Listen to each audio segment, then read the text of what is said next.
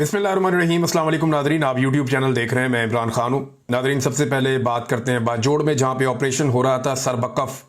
उस ऑपरेशन को अब तक जो इतलात आ रही हैं उनके मुताबिक आर्जी तौर पर रोक लिया गया है क्योंकि अवाम का बड़ा सख्त रद्द-ए-अमल आया है। एक स्टेटमेंट वज़ीर आला खैबर पख्तूनख्वा का आया। मैंने अपनी ज़िंदगी में कभी इतना कंफ्यूज स्टेटमेंट नहीं देखा। वो क्या कहना चाह रहे थे, 10 मिनट का उनका स्टेटमेंट है, 9 मिनट 52 सेकंड की वीडियो मैंने पूरी सुनी, 2 दफ़ा सुनी।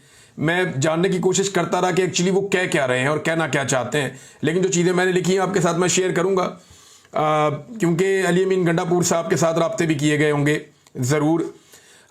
जैसा उन्होंने चंद दिन पहले स्टेटमेंट दिया था, उन्होंने ये बताया था कि जब भी हम दहशतगर्दों को गिरफ्तार करते हैं तो पाकिस्तान की जो इंटेलिजेंस एजेंसियां हैं वो दहशतगर्दों को आकर अपने बंदे बनाकर और बता कर के हमारे लोग हैं, हमारे काम के लोग हैं, वो उन्हें छुड़ा कर ले जाते हैं, जिसकी वजह से पुलिस का मोराल नीचे चला जाता है और दहशतगर्दी में इजाफा होता है।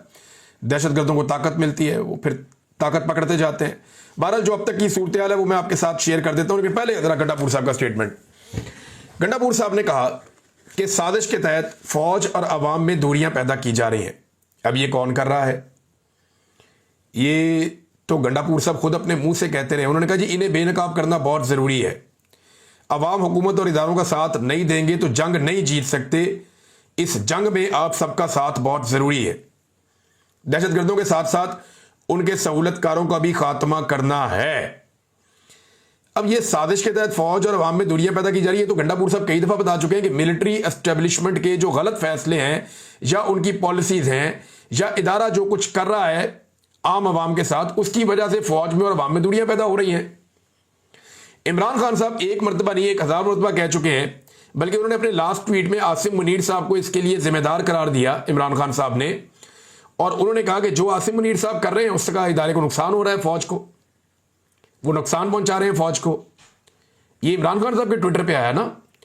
तो इदारे और फौज के दरमियान जो दूरियां पैदा हो रही हैं, अली अमीन गंडापुर, इमरान खान, पाकिस्तान तहरीक इंसाफ की पूरी पॉलिटिकल पार्टी और बहुत सारे ह्यूमन राइट एक्टिविस्ट हैं, वकला हैं, बहुत सारे लोग, वो ये कहते हैं, सहाफ़ी भी, कि ये इदारे की पॉलिसी के नतीजे में हो रहा है। और जो इदारे के टाउट सहाफ़ी हैं वो ये कहते हैं कि जी इदारे को इस बात की अब कोई फिक्र नहीं है कि लोग उनके बारे में क्या सोचते हैं या अवाम से उनकी दूरी पैदा हो रही है। तो ये बात तो सब लोग कहते हैं और गंडापुर साहब खुद कहते रहे हैं। तो साजिश के तहत फौज और अवाम में दूरियां पैदा की जा रही हैं, इन्हें बेनकाब करना होगा।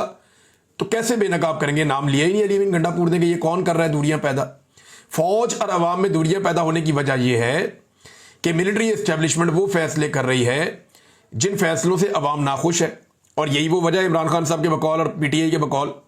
बहरहाल गंडापुर साहब ने एक और बात की। उन्होंने कहा जी दहशतगर्द आबादियों में आकर पनाह लेते हैं, फिर कार्रवाई में सिविलियंस का नुकसान हो जाता है। यानी दहशतगर्द क्योंकि आबादियों में आकर रहते हैं, जब उनके ऊपर कार्रवाई की जाती है तो सिविलियंस का नुकसान हो जाता है और हालात ख़राब होते हैं। हमने ये फैसला किया है कि हम उन्हें आबादियों के अंदर नहीं छोड़ेंगे दहशतगर्दों को। सिक्योरिटी फोर्सेज के लोगों के बारे में उन्होंने कहा जी ये हमारे मेहमान हैं, जो इन पर हमला करेगा उन्हें हमने यहां से निकालना है। यानी दहशतगर्दों को आबादियों से निकालना है, बाहर फेंकना है, इनको आबादियों में नहीं छोड़ना। सिक्योरिटी फोर्सेज के लोग हमारे मेहमान हैं, लिहाजा जो इनके ऊपर अटैक करेगा, जो इन्हें तंग करेगा, हमने उनको नहीं छोड़ना। ये हमारे आबाओ अजदाद की रवायत है कि हमने मेहमानों का तहफ़्फ़ुज़ करना है। कुर्बानियां देने वाले शोहदा और उनकी फैमिलीज का शुक्रिया अदा जितना ज़्यादा करें उतना कम है। फिर उन्होंने कहा जी जिरगे होंगे पूरे खैबर पख्तूनख्वा में, मुशरान बैठेंगे, सियासी नुमाइंदे बैठेंगे और दीगर लोग बैठेंगे, मुशावरत करेंगे। मकसद ये है कि सबके तहफ़्फ़ुज़ात सुने जाएंगे और फिर एक ग्रैंड जिरगा होगा ताकि जितने भी फैसले हुए हैं या जो चीज़ें तय पा जाएँ उनके ऊपर अमल दरामद यकीनी बनाया जा सके हुकूमती लेवल पे। फिर गंडापुर साहब ने कहा कि हम इंशाल्लाह ये जंग ज़रूर जीतेंगे। बाद में उन्होंने ये कहा कि हम ये सिर्फ जंग जीतेंगे नहीं बल्कि हम ये जंग जीत चुके हैं। अब एक तरफ गंडापुर साहब ये कहते हैं, दूसरी तरफ गंडापुर साहब कहते हैं 6:04 तक गंडापुर साहब का ये स्टेटमेंट था जो मैंने आपको बताया, जिसमें वो जंग लड़ने की बात कर रहे हैं, आबादियों के अंदर दहशतगर्दों की बात कर रहे हैं, जिसमें वो ये कह रहे हैं कि सिक्योरिटी फोर्सेज हमारी मेहमान हैं, इनको हमने तहफ़्फ़ुज़ देना है। फिर वो ये दहशतगर्दों के बारे में जो बात कर रहे हैं, फिर वो ये कह रहे हैं कि साजिश हो रही है फौज को और अवाम को दूर करने के लिए, इदारों को और अवाम को दूर करने के लिए। तो 6:04 तक उनका ये स्टेटमेंट है। फिर इसके बाद गंडापुर साहब अचानक से कहते हैं कि कोई ऑपरेशन नहीं हो रहा, और ऑपरेशन इसलिए नहीं हो रहा कि नकल मकानी नहीं होगी, और नकल मकानी जो है उससे नुकसान होता है। तो मुझे ऐसा लगा जैसे गंडापुर साहब विकेट के दोनों तरफ खेल रहे हैं। जैसा कि गंडापुर साहब ने खुद अपने मुंह से कहा था कि मैं विकेट के दोनों तरफ खेलता हूं क्योंकि दोनों तरफ मेरे अपने लोग हैं, तो मुझे महसूस हुआ कि वो विकेट की दोनों तरफ खेल रहे हैं लेकिन खेल ही नहीं पा रहे, बहुत ही बुरा खेल रहे हैं। वो ये वाली बात भी पूरी नहीं कर पाए और वो वाली बात भी पूरी नहीं कर पाए। वो दो कश्तियों के अंदर सवार है। जो अवामी रद्द-ए-अमल है ऑपरेशन के खिलाफ, वो उसके बारे में बात नहीं कर पा रहे, और जो गुस्सा है एस्टेब्लिशमेंट के अंदर में भी वो अली अमीन गंडापुर साहब को कन्वे किया गया, और नॉर्मली ये होता है, राब्ते तो होते हैं, तो वो उसके ऊपर भी पूरा अमल दरामद नहीं कर पा रहे। तो आधा तितर आधा बटेर वाला मामला अली अमीन गंडापुर साहब ने किया है इस सारे मामले में। तो तरक्की के लिए अमन लाना होगा, साथ उन्होंने ये भी कहा, और ये मिलकर करना होगा। फिर मादनियात के मामले के ऊपर अली अमीन गंडापुर साहब ने कहा कि ये हमारा असासा है, हमारे अवाम का असासा है, और ये प्रोपेगेंडा किया जा रहा है कि इसे कोई ले रहा है। मैं आपको ये बता देता हूं, इसका इख्तियार भी हमारे पास है, हमसे ये इख्तियार ना मांगा गया और ना हम देंगे, ये हमारे पास ही रहेगा। लेकिन दूसरी तरफ मैं देखता हूं मुराद सईद मादनियात की बात करते हैं, शानदाना गुलजार मादनियात की बात करती हैं, पाकिस्तान तहरीक इंसाफ की पार्टी के 90% लोग मादनियात की बात करते हैं, तहरीक इंसाफ की जो सूबाई हुकूमत है उसके लोग मादनियात की बात करते हैं। वो ये कहते हैं हमारे मादनी वसाइल पे कब्जे की ये लड़ाई है। जो खैबर पख्तूनख्वा के अवाम है वो मादनियात की बात करते हैं। लेकिन दूसरी तरफ अली अमीन गंडापुर साहब कहते हैं जी कंट्रोल मेरे पास है, ये प्रोपेगेंडा है। अब ये प्रोपेगेंडा अली अमीन गंडापुर साहब की अपनी पार्टी अगर कर रही है, उनके अपने लोग या उनके अपने सूबे के अवाम कर रहे हैं, तो वो बताए ना कौन कर रहा है प्रोपेगेंडा। यानी क्या ये खबर गलत है, या ये सवाल जो उठाया गया था पार्लियामेंट में, ये सवाल गलत था कि FWO को, जो फौज का एक झेली इदारा है, उसे कॉपर माइनिंग का खैबर पख्तूनख्वा में ठेका किस टेंडर के तहत मिला, ये सवाल उठाया गया था। यानी क्या वहां पे कोई बोली हुई, कोई टेंडर हुआ, वो ठेका वैसे ही मिल गया, इसका रोला पड़ा हुआ था, ये सवाल उठाया गया था। क्या ये सवाल गलत उठाया गया? क्या गंडापुर साहब ने इसके बारे में बात की? तो गंडापुर साहब ने दावा किया था कि हम काम करेंगे इसके ऊपर, जो इजाफी इख्तियारात दिए गए हैं फौज को खैबर पख्तूनख्वा में, इस गुफ्तगू में उसका भी जिक्र नहीं है। तो ऐसा लगता है कि गंडापुर साहब पे शदीद प्रेशर आया, महसूस होता है, मुझे जाती तौर पे लग रहा है, मेरा ये एनालिसिस है, मुझे लगता है उन पर प्रेशर आया। और एस्टेब्लिशमेंट, आपको पता है जो पाकिस्तान में हालात है, प्रेशर तो वो डालते हैं, और ये प्रेशर तो फील भी होता है, पता भी चलता है। तो गंडापुर साहब चंद दिन पहले तक जो थे, ये सारी जो टॉक वो कर रहे थे, इसमें वो नहीं थे। लेकिन पाकिस्तान तहरीक इंसाफ कहां खड़ी है ये देख लें। इसमें पाकिस्तान तहरीक इंसाफ के लोग जो है वो पूरी ताकत के साथ खैबर पख्तूनख्वा की आवाम के साथ खड़े हो गए। और ये जो मनाजिर मैंने देखे हैं, इसमें जुनैद अकबर साहब कहते हैं हम हर ऑपरेशन के खिलाफ हैं, ये इदारे हमें बताएं पहले ऑपरेशन होने जो हुए हैं उनके क्या नताइज है। अगर पहले ऑपरेशन कामयाब थे तो अब दहशतगर्द कहां से आ गए? पहले कहा जाता था कि अफगानिस्तान में तालिबान की हुकूमत आएगी तो दहशतगर्दी नहीं होगी, लेकिन अब ये सब कुछ हो रहा है। फिर जुनैद अकबर ने कहा कि खैबर पख्तूनख्वा हुकूमत ऑपरेशन को फौरी तौर पर रोके। खैबर पख्तूनख्वा हुकूमत को आईनी इख्तियार देता है कि फैसला करे। अगर खैबर पख्तूनख्वा हुकूमत ने रवैया ना बदला और इसी तरह चलते रहे तो हम फैसला करेंगे और खैबर पख्तूनख्वा हुकूमत के खिलाफ निकलेंगे। ये जनाब जुनैद अकबर साहब। अब गंडापुर साहब खेल रहे हैं विकेट के दोनों तरफ, जुनैद अकबर साहब विकेट के अवाम वाली साइड पे चले गए, पब्लिक वाली साइड से मैं खेल रहा हूं। बहरहाल ये जो मुजाहरा है ये बड़ा खौफनाक है, बहुत बड़ी तादाद में लोग निकले हैं। एक मासूम बच्चे की लाश भी शहरियों ने उठाई हुई थी। मैंने बड़े लंबे अरसे के बाद इतनी बड़ी तादाद में लोग देखे जो बाजोड़ में एक दिन के ऑपरेशन के बाद अवाम निकलकर सामने आई है, बहुत बड़ी तादाद में। शाहिद खटक साहब ने भी कोई तस्वीर शेयर की है, गुलजफर खान साहब जो इस इलाके के रहने वाले हैं उन्होंने कुछ तस्वीर शेयर की हैं। बड़ी शदीद वहां पे नारेबाजी भी हुई, इवन फोर्सेस के खिलाफ भी नारेबाजी हुई, दहशतगर्दी के खिलाफ भी नारेबाजी हुई। अवामी नेशनल पार्टी इन्होंने एक मुतालबा किया है। आपको याद होगा मौलाना खान ज़ेब साहब की शहादत हो गई थी थोड़े दिन पहले, जब एमल वली खान साहब गए थे वहां पे उस इलाके में, हालांकि खतरा भी था फिर भी वो वहां पे गए और जाकर उनके घर वालों से मिले, उनका हौसला बढ़ाया। बड़ी अच्छी बात थी, मैंने उस दिन तारीफ की थी। अब ये मौलाना खान ज़ेब साहब भी इस ऑपरेशन के शदीद मुखालिफ थे और इसके रास्ते की एक बहुत बड़ी दीवार थे। मौलाना खान ज़ेब के कातिल भी नहीं पकड़े गए, कोई कार्रवाई भी नहीं हुई। और मौलाना खान ज़ेब जो है देखिए ना, वो तो ऑपरेशन के खिलाफ थे ना, तो कोई दहशतगर्द उन्हें क्यों मारेगा? ये सवाल भी अपनी जगह पे ना। उनको तो वो मारेगा जो अमन का दुश्मन है, उनको तो वो मारेगा जो चाहता है कि कुछ ना कुछ ऐसी एक्टिविटी चलती रहे, या अवाम का दुश्मन है जो उनको मारेगा। बहरहाल अवामी नेशनल पार्टी ने एक मुतालबा किया है, स्पीकर से मुलाकात की अवामी नेशनल पार्टी के सूबाई असम्बली के रुकन निसारबाज खान ने। उन्होंने कहा जी कि पीर बहुत दूर है, आप शाम को, कल शाम को बुलाएं फौरी तौर पे, सूबाई असम्बली का इजलास बुलाएं हंगामी तौर पे, और इजलास बुला के इस पे बात करें। खैबर पख्तूनख्वा के अमन व अमान की सूरत हाल बहुत ख़राब है, यहाँ पे ऑपरेशन किया जा रहा है, गैर एलानिया तौर पर रियासत ने ऑपरेशन शुरू कर दिया है बाजोड़ में, जिससे बेगुनाह सिविलियन शहरियों को निशाना बनाया जा रहा है। ये अवामी नेशनल पार्टी की जानिब से ये जारी किया गया स्टेटमेंट, एमएल वली खान नहीं है, अवामी नेशनल पार्टी की जानिब से जारी किया गया।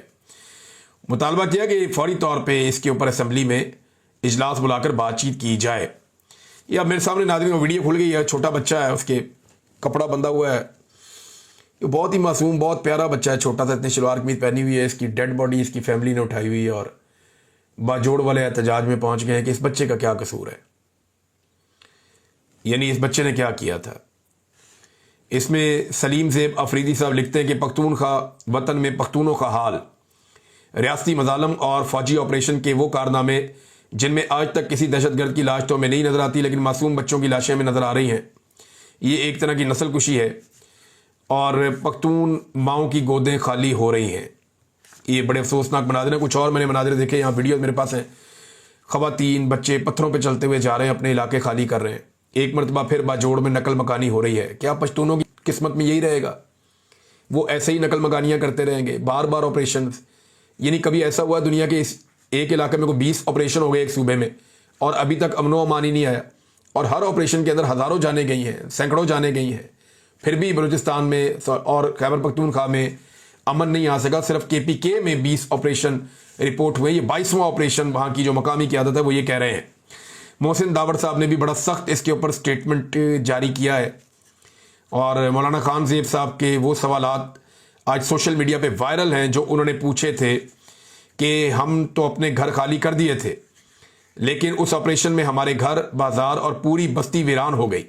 जिसके खिलाफ ऑपरेशन किया गया था वो दोबारा कैसे पैदा हो गए? ये वो सवाल है जो पूछा था मौलाना खान ज़ेब साहब ने। गुलज़फ़र खान जो हैं, जिन्होंने पाकिस्तान तहरीक इंसाफ की जानिब से इलेक्शन लड़ा था बाजोड़ में, और क्योंकि वहाँ पे एक पाकिस्तान तहरीक इंसाफ के साथी जो थे तहरीक इंसाफ वालों के, वो शहीद हो गए थे और उनके भाई ने फिर इलेक्शन लड़ लिया, तो वो छोड़ के चला गया, शहबाज शरीफ की काबीना में शामिल हो गया। तो ये कुरान मजीद हाथ में लेकर बहुत बड़ी तादाद में लोग निकले और इन्होंने ये कहा कि कल हमारे बाजोड़ में तोप के गोलों से 3 बंदे शहीद और 20 से ज़ायद ज़ख्मी हैं। आज कर्फ्यू तोड़ कर हम मार्च करेंगे। तो लोगों ने आज कर्फ्यू तोड़ दिया है। खैबर पख्तूनख्वा की गवर्नमेंट ने भी ये ऐलान किया कि जनाब कोई कर्फ्यू यहाँ नहीं लगा सकता, DC और दफ़ा 144 का निफाज नहीं कर सकता। तो बाजोड़ के अवाम के हमरा कर्फ्यू तोड़कर मार्च कर रहे हैं। ये गुलज़फ़र खान साहब ने स्टेटमेंट दिया, हाथ में कुरान पाक और बाजुओं पर काला कपड़ा बांध कर दोनों दहशतगर्द गिरोह के सामने जरगा करेंगे कि हमें जीने दे। ये दोनों दहशतगर्द गिरोह कहते हैं जी हमें दोनों तरफ से दहशतज़दा होते हैं। दहशतगर्दों की तरफ से, तालिबान की तरफ से भी होते हैं और फौज की तरफ से भी होते हैं, क्योंकि हमारे ऊपर दोनों की गोलियां आकर गिरते हैं, हमारे ऊपर दोनों की गोलियां आकर गिरती है। तो हम तो दोनों तरफ से पिस रहे हैं। इस तरफ जनाब वो तालिबान है, इस तरफ जो सिक्योरिटी फोर्सेज है, बीच में हम पिस रहे हैं और 21 ऑपरेशनों के बावजूद कोई हल नहीं निकला। अब वो लोग ये कहते हैं जी इसका हल हम खुद निकालेंगे। हम अब ये गए थे जाके तालिबान के ठिकानों के बाहर बैठ गए और उन्होंने कहा जी 5 तारीख तक का उन्होंने टाइम मांगा। उन्होंने कहा जी हम 5 तारीख तक का टाइम दें, हम ये इलाका खाली करेंगे, आपको हम निकल जाते हैं। उसके बाद फिर हमने देखा कि एक ऑपरेशन शुरू हो गया नेक्स्ट डे। अब फिलहाल फौरी तौर पे जो इतला आई वो ये है कि ऑपरेशन को रोका गया है और सरबकफ आर्जी तौर पे बंदे मोहम्मद फ़हीम साहब ने ये बात रिपोर्ट की है, सीनियर जर्नलिस्ट हैं। तो नाज़रीन ऑपरेशन की जो बाकी चीज़ें आपके साथ मैं शेयर करता रहूँगा और आपको बताता रहूँगा जैसे जैसे इसकी अपडेट्स आएंगी। अब जो बाकी खबरें हैं वो मैं आपके साथ शेयर करता हूँ, जिनमें एक बड़ी खबर ये है कि एक ऑल पार्टीज कॉन्फ्रेंस होने जा रही थी और उसको रोकने के लिए हुकूमत ने बड़े होच्छे हथकंडे इस्तेमाल करना शुरू कर दिए हैं। अल्लामा राजा नासिर अब्बास साहब का स्टेटमेंट आया और इस हवाले से एक स्टेटमेंट जो है वो मुस्तफ़ा नवाज खोखर साहब का भी है। ये एक ट्यूलिप होटल है इस्लामाबाद में और यहाँ पे अपोजिशन पार्टियों ने एक ऑल पार्टीज कॉन्फ्रेंस करनी थी और इसमें मुस्तफ़ा नवाज खोखर साहब बता रहे हैं कि हुकूमत ओछे हथकंडों पर उतर आई है। कुल जमाती कॉन्फ्रेंस को कैंसिल करने के लिए ट्यूलिप होटल पर इस्लामाबाद इंतजामिया ने दबाव डालना शुरू कर दिया है। क्या मुल्क को शुमाली कोरिया बनाना चाहते हैं जहां अपोजिशन का वजूद ही ना हो? PDM की कौन सी कॉन्फ्रेंस इमरान खान के दौर में रोकी गई? कॉन्फ्रेंस करना हमारा आईनी हक है। इमरान खान के दौर में तो नहीं रोका जाता था, वो इसको कानूनी और आईनी समझते थे कि ठीक है आपने एहतजाज करना है, आप कानून और आइन के दायरे में करें। बहुत सारे लोगों ने किया। तहरीक लब्बैक के साथ उनका फटा हुआ वो भी एस्टेब्लिशमेंट की वजह से हुआ और तहरीक लब्बैक के मुतालबात जो और वो एस्टेब्लिशमेंट वाले ही मुझे ऐसा लगता है लेकर आते थे, क्योंकि देखे ना जो मैक्रोन था जिसके खिलाफ तहरीक लब्बैक के लोगों ने बहुत बड़ा एहतजाज किया और मेरी नज़र में ठीक था। मैक्रोन ने तौहीन रिसालत सल्लल्लाहु अलैहि वसल्लम के मामला वहाँ पे किए फ्रांस में, उसके ऊपर ये इल्ज़ामात लगे और उस मामले पे तहरीक लब्बैक के लोग भड़क गए। उन्होंने जी मुतालबात करना शुरू कर दिए कि ये करो वो करो वो करो। बाद में हमने देखा कि जब पीडीएम की हुकूमत आ गई तो पीडीएम के लोगों ने जाके मैक्रोन से जफ्फे डाले, मैक्रोन को गले लगाया। ये बाकायदा वज़ीर आज़म इनकी काबीना, ये मैंने बिलावल को भी देखा था, तो कुछ भी नहीं किया तहरीक लब्बैक ने, उस वक्त बिल्कुल खामोश रहे। इमरान खान ने मजम्मत की लेकिन उसके खिलाफ एहतजाज हुआ, इन्होंने जाके जफियां डाली लेकिन इनके खिलाफ एहतजाज नहीं हुआ। तो यहां पे सवालात पैदा होते हैं जिनका जवाब तहरीक लब्बैक वालों के पास भी बेचारों के पास नहीं है। वो बेचारे फिर सोशल मीडिया पे टमक टोइयां करते हैं या गालियां देते हैं। ऊपर लिखा हुआ होता है कि नामूसे रसालत के लिए जान भी कुर्बान है और नीचे जो गालम गलोच की हुई होती है। मुझे समझ नहीं आती कि ये उलमा इनको सिखाते क्या है, ये आलिम दीन इनको बताते क्या है कि आप किसी की भी माँ बहन की गालियां दें, आप बदतमीजी करें, किसी की निजी जिंदगी के अंदर घुस जाएं। ये बहुत अजीब लगता है। यानी ऊपर आपने लिखा हुआ है कि नामूसे रसालत के लिए जान भी कुर्बान है, सरतन से जुदा, इस किस्म की चीज़ें भी लिखते हैं, बहुत जज्बाती जुमले लिखते हैं, खून को गरमाते हैं वो चीज़ें। लेकिन जो अमल है वो नीचे वो है ही नहीं, बड़ा अजीबो गरीब है। नीचे गालम गलोच, बदतमीजी और पता नहीं क्या कुछ है। सेनेटर अल्लामा राजा नासिर अब्बास साहब ने भी इसी मामले पे ऊपर बड़ी शदीद तनकीद की है।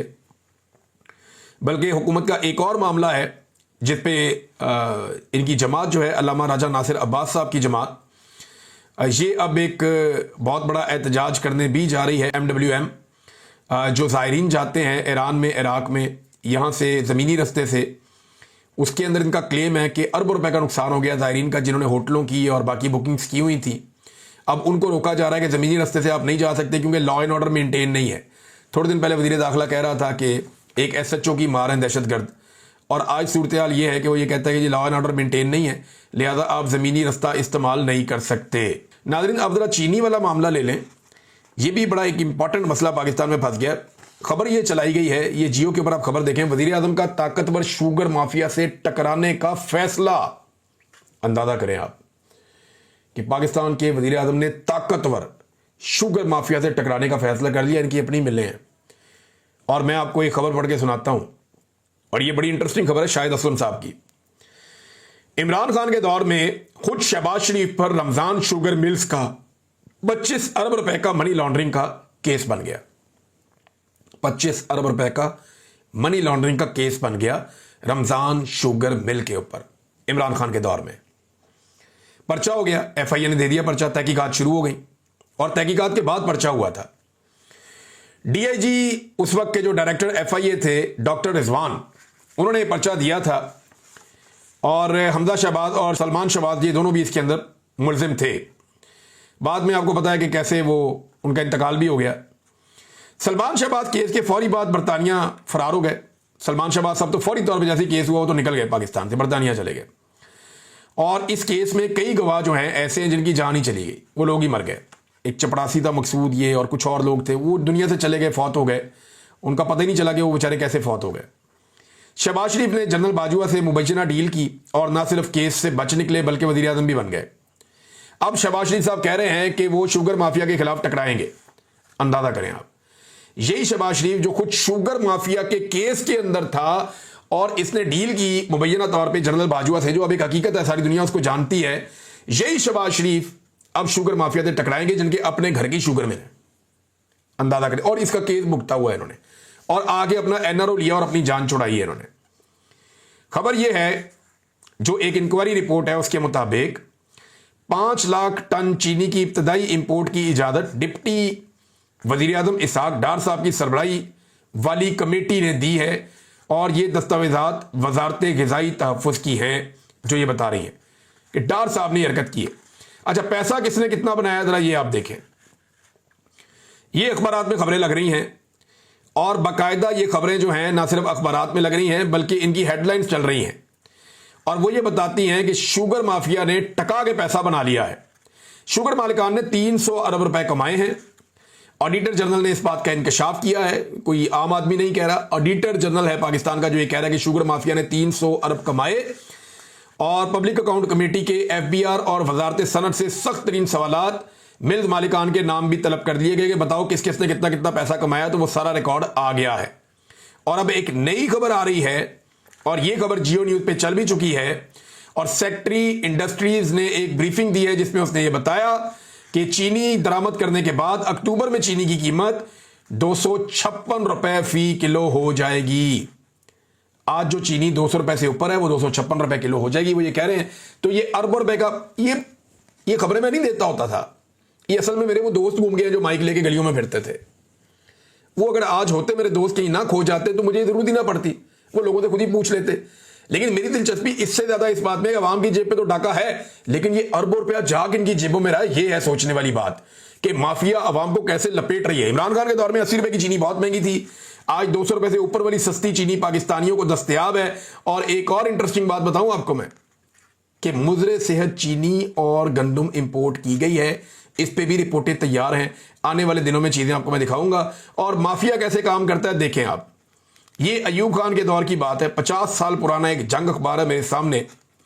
इसमें एक हेडलाइन लगी हुई है कि चीनी चोरों को माफ नहीं किया जाएगा।